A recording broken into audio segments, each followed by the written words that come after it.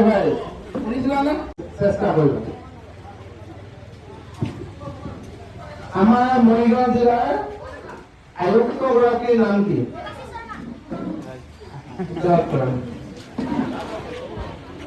প্ৰশ্ন আৰু শেষৰটো প্ৰশ্ন কৰিবলৈ ওলাইছো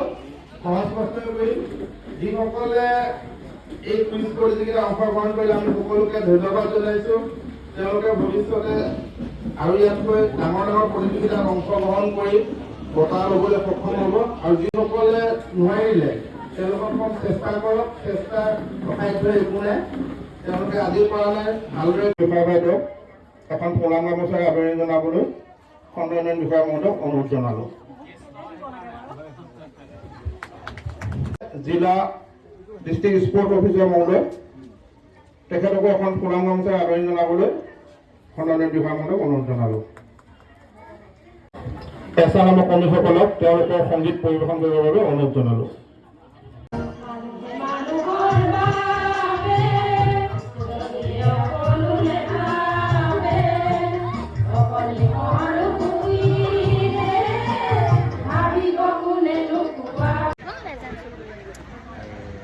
কৈছো আকৌ এইটো মই তাৰিফহে কৈছো তেনেকৈ বেয়া বেয়া কথা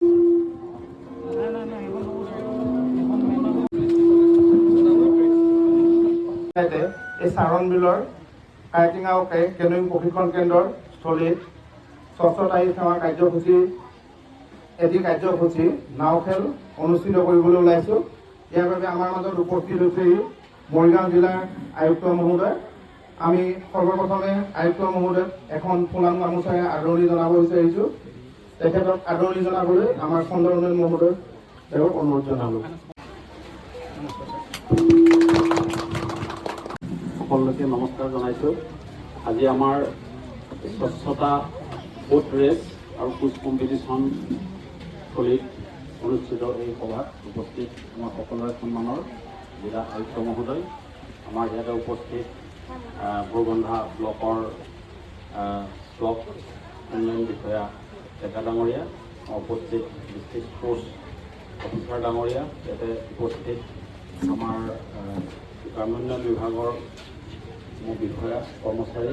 তথা উপস্থিত লগতে আমাৰ অসম তথা মৰিগাঁৱতো স্বচ্ছতা উপলক্ষে স্বচ্ছতা হি সেৱা এই কাৰ্যসূচীৰ অধীনত বিভিন্ন কাৰ্যক্ৰমণিকা আয়োজন কৰা হৈছে আৰু বিভিন্ন ধৰণৰ এই কাৰ্যসূচীৰ যোগেদি স্বচ্ছতাৰ যোগেদি আমি কি ধৰণে আমাৰ জীৱন আগুৱাই নিব লাগিব তাৰ বিষয়ে সজাগতামূলক প্ৰচেষ্টা চলোৱা হৈছে আমি বহুত বেমাৰৰ পৰা বা বিভিন্ন সুফল আমি ভোগ কৰিব পাৰোঁ বা বেমাৰৰ পৰা আমি পৰিত্ৰাণ লাভ কৰিব পাৰোঁ আৰু এই স্বচ্ছতাৰ যি সজাগতামূলক যিবিলাক কাৰ্যসূচী এইবিলাক চলাইছে গতিকে আমি এই ধৰণৰ কাৰ্যসূচীৰ জৰিয়তে আমি আৰু এই দিশত যাতে আগবঢ়াই লৈ যাব পাৰোঁ প্ৰত্যেকজন উঠি অহা ছাত্ৰ ছাত্ৰীয়ে যাতে এই ধৰণৰ স্বচ্ছতাৰ যি মনোভাৱ এই মনোভাৱ পোষণ কৰে এই ক্ষেত্ৰত সচেষ্ট হয় সজাগ হয় তাৰ কাৰণে আমি চেষ্টা চলাব লাগিব এই ক্ষেত্ৰত আমাৰ গ্ৰাম্য বিভাগৰ যিসকল আমাৰ গ্ৰাছৰুট লেভেল কৰ্মী আছে তৃণমূল কৰ্মী আছে তেখেতসকলৰ দায়িত্ব অতি গধুৰ তেখেতসকলে এই ক্ষেত্ৰত এটা মহান ভূমিকা ল'ব পাৰে আৰু এই ভূমিকাৰ যোগেদি আমাৰ সমাজখন স্বচ্ছতাৰ দিশত আমি আগুৱাই লৈ যাব পাৰিম মই আকৌ এবাৰ আমাৰ উদ্যোক্তাসকললৈ এই যি প্ৰতিযোগিতা অনুষ্ঠিত কৰিছে এই প্ৰতিযোগিতা অনুষ্ঠিত কৰাৰ কাৰণে তেখেতসকলক মোৰ ফালৰ পৰা কৃতজ্ঞতা জনাইছোঁ লগতে এই মঞ্চত দুআষাৰ কোৱাৰ কাৰণে সুবিধা দিয়াৰ কাৰণে মই উদ্যোক্তাসকললৈ পুনৰ মোৰ ফালৰ পৰা ধন্যবাদ জ্ঞাপন কৰি মোৰ বক্তব্য সামৰিছোঁ বৰঠাকুৰ ডাঙৰীয়া আমি এখন ফুলাম গামোচাৰে আদৰণি জনাব বিচাৰিছোঁ আমি খণ্ড বিষয়া মহোদয়ক অনুৰোধ জনালোঁ ধন্যবাদ এতিয়া আমি আমাৰ আয়ুক্ত মহোদয়ক তেওঁ সাৰুৱা দুআষাৰে এই নাও খেলটি উদ্বোধন কৰিবৰ বাবে অনুৰোধ জনালোঁ নমস্কাৰ জনাইছোঁ আজিৰ সভাত উপস্থিত সন্মানীয় আৰক্ষী অধীক্ষক মহোদয় শ্ৰীযুত হেমন্ত দাস ডাঙৰীয়া সন্মানীয় ডিষ্ট্ৰিক্ট স্পৰ্টছ অফিচাৰ শ্ৰীযুত চন্দন তালুকদাৰ ডাঙৰীয়া খণ্ড উন্নয়ন বিষয়া শ্ৰীযুত ৰাহুল ডাঙৰীয়াকে প্ৰমুখ কৰি আজিৰ এই সভাত উপস্থিত আমাৰ এই প্ৰশিক্ষক কেন্দ্ৰৰ মূল প্ৰশিক্ষক শ্ৰীযুত বৰঠাকুৰ ডাঙৰীয়া খণ্ড উন্নয়ন বিভাগৰ প্ৰতিগৰাকী বিষয়ববীয়া কৰ্মচাৰী, আজিৰ এই সভাত উপস্থিত খেলুৱৈসকল আৰু আমাৰ প্ৰতিগৰাকী সন্মানীয় নিমন্ত্ৰিত অতিথিসকল, জয় জয়তে আজি স্বচ্ছতা হি সেৱা এই অনুষ্ঠানটিৰ উপলক্ষে আপোনালোক সকলোকে আমাৰ জিলা প্ৰশাসনৰ তথা খণ্ড উন্নয়ন বিষয়াৰ কাৰ্যালয় হৈ আমি আমাৰ আন্তৰিক স্বাগতম আৰু আন্তৰিক অভিনন্দনো জনাইছোঁ। স্বচ্ছতা হি সেৱা বুলিলে 2014 চনত মাননীয় প্ৰধানমন্ত্ৰী ডাঙৰীয়াই যেতিয়া লালকিল্লাৰ এই জাগাটুকুৰাৰ পৰা সেই লালকিল্লাৰ পৰা যেতিয়া তেওঁ এটা ভাষণ দিছিলে আৰু সমগ্ৰ ভাৰতবাসীক স্বচ্ছতাৰ প্ৰতি সজাগ হ'বলৈ যি কথাষাৰ তেওঁ আগবঢ়াই লৈ গৈছিলে, এই কথাষাৰক আজি সান্নিধ্য ৰাখি 2014 চনৰ পৰা যদি আজিলৈ আমি চাওঁ, তেতিয়াহ'লে ভাৰতবৰ্ষখন 2014 চনৰ আগতে কি আছিলে। প্ৰতিখন গাঁৱত প্ৰাতঃক্ৰিয়া সম্পন্ন কৰাৰ বাবে এগৰাকী মহিলাই গোটেই ৰাতিটো কেতিয়াবা ৰৈ থাকিবলগীয়া হৈছিলে আৰু কেইগৰাকীমান মহিলা একলগ হৈ কেতিয়াবা খেতি বা জংঘল এখনৰ সিপাৰলৈ গৈছিলে। এখন সভ্য সমাজৰ বা এখন প্ৰকৃত আগবঢ়া ভাৰতবৰ্ষত যদি মহিলা এগৰাকীয়ে তেনেকে গোটেই ৰাতিটো প্ৰাতঃক্ৰিয়া সম্পন্ন কৰিবলৈ হ'লে এনে ৰৈ থাকিব লাগে, তেতিয়াহ'লে আৰু লগতে যদি পুৰুষসকলে ৰাস্তাৰ কাষতে গাড়ীখন ৰখাই মূত্ৰ বিসৰ্জন কৰে, তেতিয়াহ'লে সেইখন সভ্য এখন সমাজৰ বা প্ৰকৃততে আগবঢ়া এখন সমাজৰ চিনাকি দিয়ে জানো। অত্যন্ত লাজ লগা এটা আৰু অত্যন্ত এটা ভাবিবলগীয়া এটা পৰিস্থিতি আছিলে। আৰু আজিৰ দিনটোতো মহিলাসকলে এইখিনি কথা উপলব্ধি কৰিছে, কিন্তু পুৰুষসকলে আজিৰ দিনটোতো ইমানখিনি কাম আগবঢ়া স্বত্তেও নিজৰ গাড়ীখন ৰখাই বা য'তেই প্ৰয়োজন হয় ত'তেই ৰাস্তাৰ কাষত ৰৈ তেওঁলোকে মূত্ৰ বিসৰ্জন কৰে। এইষাৰ কথা আজি এজন ভাৰতীয় নাগৰিক হিচাপে প্ৰতিজন পুৰুষৰ যিসকলে তেনেকুৱা কাম কৰে তেওঁলোকৰ লাজ লাগিব লাগে। আৰু আজিৰ এই দিনটোত অকণমান কঠোৰভাৱে মই নকৈ নোৱাৰো সেইসকল পুৰুষক যিসকলে তেনেধৰণৰ কাৰ্যকলাপ কৰে। আজিৰ এই দিনটোত এই গোটেইখিনি আজি চাৰণ বিলত আমাৰ ডেকা সমাজে আজি নাও খেলৰ প্ৰদৰ্শন কৰিব। সমগ্ৰ ভাৰতবৰ্ষত সৰু সৰু কণমানি ল'ৰা ছোৱালীয়ে তেওঁলোকে ৰাস্তাত ওলাই সজাগতা সমাধান ওলাইছে। আৰু আজি আমি অভিভাৱক হিচাপে এনে কিছুমান কাম কৰি আছো য'ত সমগ্ৰ ভাৰতবৰ্ষখন আমি এটা কদৰ্য পৰিৱেশৰে আমি ৰূপান্তৰিত কৰিছো। সত্য ৰাইজ, আজিৰ এই দিনটোত কেইটামান কথাৰ প্ৰতি আমি সংকল্পবদ্ধ হ'ব লাগিব। যেতিয়ালৈকে আমাৰ স্বভাৱৰ পৰিৱৰ্তন নহয়, এইবাৰ স্বচ্ছ ভাৰত মিছনৰ স্বভাৱৰ প্ৰতি এটা অত্যন্ত বেছি গুৰুত্ব দিয়া হৈছে। আটাইতকৈ ডাঙৰ কথা হৈছে স্বভাৱ। আজি যদি এটা অকণমানি শিশু এজনে যদি নিজৰ অগ্ৰজজনক যদি সেই তেনেধৰণৰ কাৰ্যকলাপ কৰা দেখে, তেতিয়াহ'লে তেওঁ সেই কথাখিনি শিকাটো একেবাৰে সত্য কথা। এই তাৰ বাবে আমি কি উদাহৰণস্বৰূপ হৈ পৰিছো নিজৰ সমাজখনৰ বাবে বা নিজৰ নতুন প্ৰজন্মৰ বাবে, সেইষাৰ কথা আমি উপলব্ধি কৰাটো প্ৰয়োজন। আৰু তাৰ মূলতে আছে আমাৰ স্বভাৱৰ পৰিৱৰ্তন। আজিৰ এই দিনটোত আমি যদি আমাৰ ঘৰত যিখিনি জাবৰ জোঁথৰ হয়, আমি মাছ কটা যোনখিনি পেটু আছে সেইখিনি এটা ডাষ্টবিনত পেলাওঁ, আমি কণীৰ চুকুৰাবোৰ এটা ডাষ্টবিনত পেলাওঁ, তাৰপিছত ঘৰত সেই দৰৱ কিনি অনা সেই চিলভাৰ ফইলখিনিও আমি এটা বাকচত পেলাওঁ। গোটেইখিনি গধূলি হোৱাৰ লগে লগে সৰহ সংখ্যক মৰিগাঁওবাসী ৰাইজে, মই টাউনত থকাখিনিৰ কথা কৈছো, এটা সুন্দৰকৈ এটা পলিথিনৰ বেগ এটাত ভৰাই মনে মনে আহি কোনেও চাইছে বা নাচাইছে অকণমান চাই পেলাই ৰাস্তাত পুৰুষকৈ পেলাই দিয়ে। আজিৰ এই দিনটোত আজি যদি আমি মায়া বজাৰলৈ যাওঁ, মায়া বজাৰলৈ অকণমান আগত গৈ পেলাই সোঁহাতে যোনটো কদৰ্য পৰিৱেশ দেখা পোৱা যায়, সেইটো এখন সভ্য সমাজৰ পৰিৱেশ কেতিয়াও হ'ব নোৱাৰে। আৰু যেতিয়ালৈকে আমি মৰিগাঁও জিলাবাসী ৰাইজে এই ক্ষেত্ৰত আমি সজাগ তথা সচেতন নহওঁ, যেতিয়ালৈকে আমি আমাৰ ঘৰত দুটাকৈ বাকচ ৰাখি যিখিনি বায়'ডিগ্ৰেডেবল যোনবোৰ কয়, যিখিনি বস্তু মাটিৰ লগত মিলি যাব, আজি আই মাতৃসকল আছে, আজি পাকঘৰটো তেওঁলোকৰ হাতত, তেওঁলোকক মই আজি এই মঞ্চৰ পৰা আজি মই আহ্বান জনাব বিচাৰিম, আহক আমি সমগ্ৰ অসমত মৰিগাঁও জিলাখনেই কিয় প্ৰথম হ'ব নোৱাৰো। আজি আমাৰ আই মাতৃসকলে যদি এটা সংকল্পবদ্ধ হয়, যদি এটা সিদ্ধান্ত লয় যে মই মোৰ পাকঘৰখনত দুটাকৈ বাকচ ৰাখিম, ঘৰত যিখিনি কাগজ বা যিখিনি প্লাষ্টিক এইটো ছেগ্ৰিগেশ্যনেল চ'ৰ্চ বুলি কয়। যেতিয়ালৈকে আমি এইটো নকৰোঁ, যিখিনি বস্তু মাটিৰ লগত মিলি যাব, লাও কোমোৰা ইত্যাদি কাটিলোঁ, চাহপাত চাহ পকাৰ পিছত সেই চাহপাতখিনি বাকী থাকি গ'ল, কণীৰ সেই চুকুৰাখিনি সেইখিনি এটা বাকচত থলোঁ। আমাৰ ঘৰৰ কাষতে যদি আমি অকণমান কিবা এটা টাবতো যদি অকণমান আমি 2-এটা ফুল লগাবলৈ লওঁ, যদি ঘৰত জাগা নাই, আজিকালি ফ্লেটৰ কালচাৰ আহি গৈছে, ঘৰত হয়তো খেতি কৰিবলৈ জাগা নাই, কমচে কম 10টা টাব আমি নিজৰ ঘৰত লগাব পাৰোঁ। আৰু সেই 10টা টাবত এইখিনি বস্তু যদি আমি দি দিওঁ, সেইখিনিয়ে কি কৰিব, মিউনিচিপালিটি সেই গোটেই বস্তুখিনি একেলগে ল'ব, সেই মাছৰ পেটুখিনি, সেই চাহপাতখিনি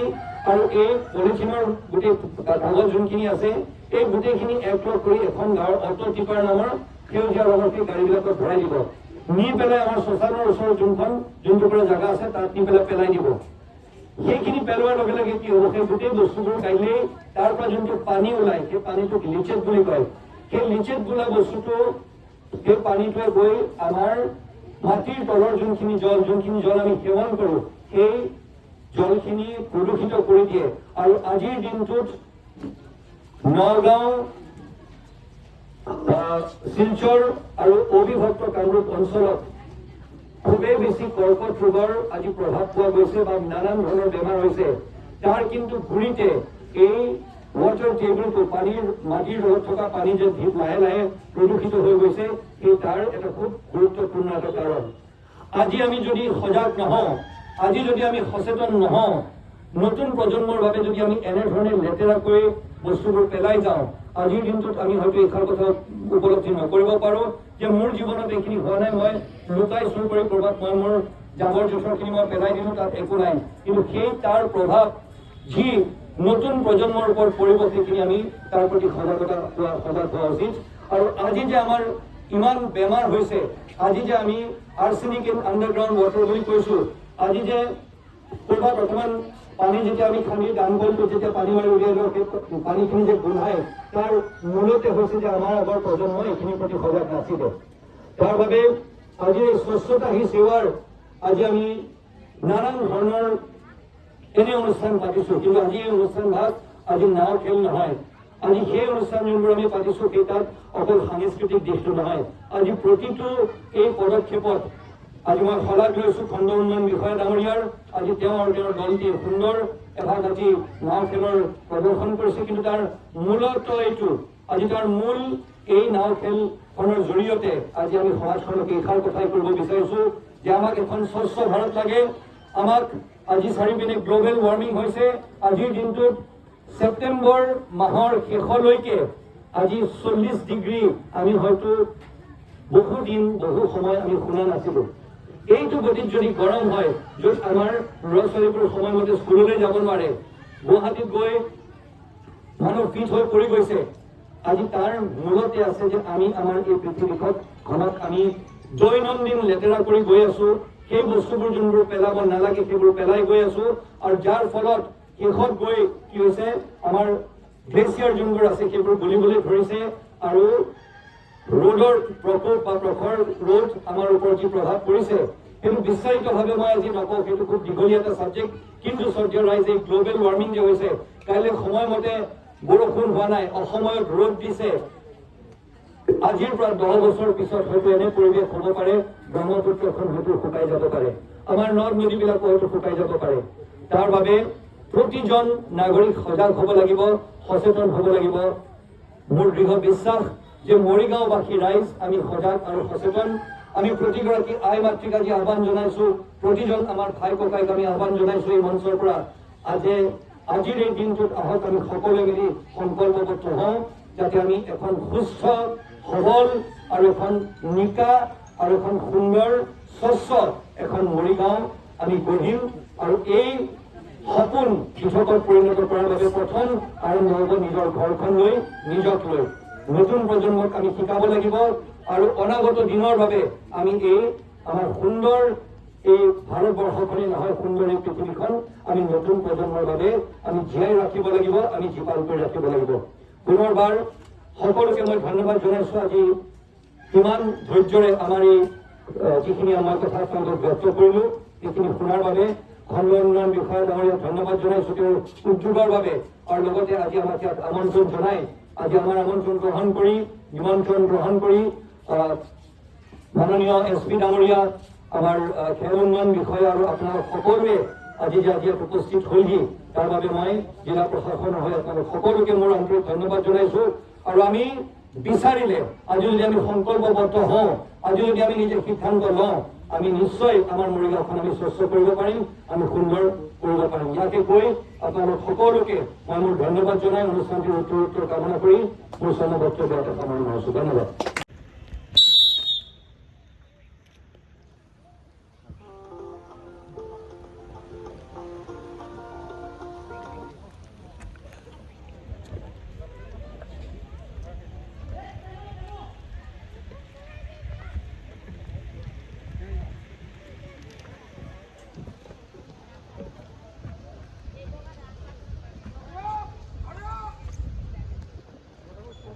আগবঢ়াইছো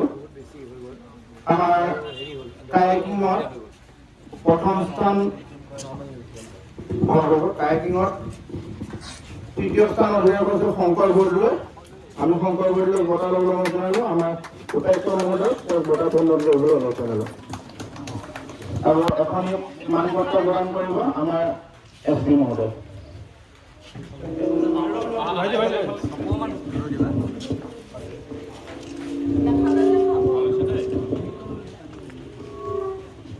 কায়াকিঙৰ দ্বিতীয় স্থান আছে দৰ্শন বৰদলৈ বঁটা প্ৰদান কৰিবলৈ আমি SP মহোদয় অনুৰোধ জনালো আৰু তেখেতক এখন মানপত্ৰ প্ৰদান কৰিব আয়ুক্ত মহোদয়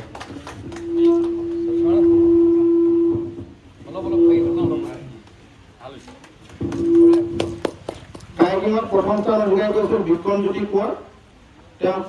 বঁটা প্ৰদান কৰিবৰ বাবে আয়ুক্ত মহোদয় অনুৰোধ জনালো আৰু মানপত্ৰ প্ৰদান কৰিব SP মহোদয়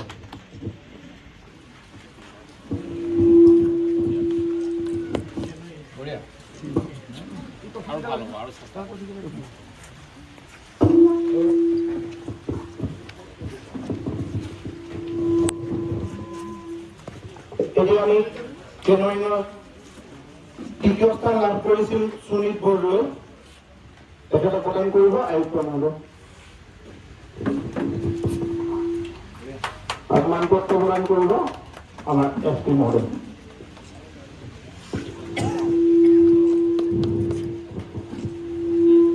কেনৰিঙত দ্বিতীয় স্থান লাভ কৰিছিল নৱদ্বীপ বিশ্বাস তেওঁক বঁটা প্ৰদান কৰিবৰ বাবে SP মহোদয়ক অনুৰোধ জনালো আৰু মানপত্ৰ প্ৰদান কৰিবৰ বাবে আমাৰ আয়ুক্ত মহোদয়ক অনুৰোধ জনালো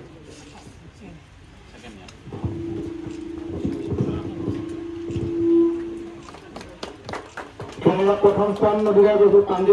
প্ৰাণজিৎ বিশ্বাসক বঁটা প্ৰদান কৰিবৰ বাবে আয়ুক্ত মহোদয়ক অনুৰোধ জনালো আৰু লগতে মানপত্ৰ প্ৰদান কৰিব আমাৰ SP মহোদয়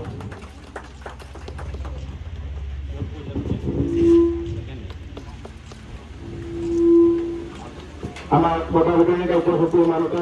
সমাপ্ত আছে আৰু আজি স্বচ্ছতা নাও খেল আৰু কুইজ কম্পিটিশ্যনৰ কাৰ্যসূচী আমি ইমানতে সমাপ্ত হৈ বুলি ঘোষণা কৰিব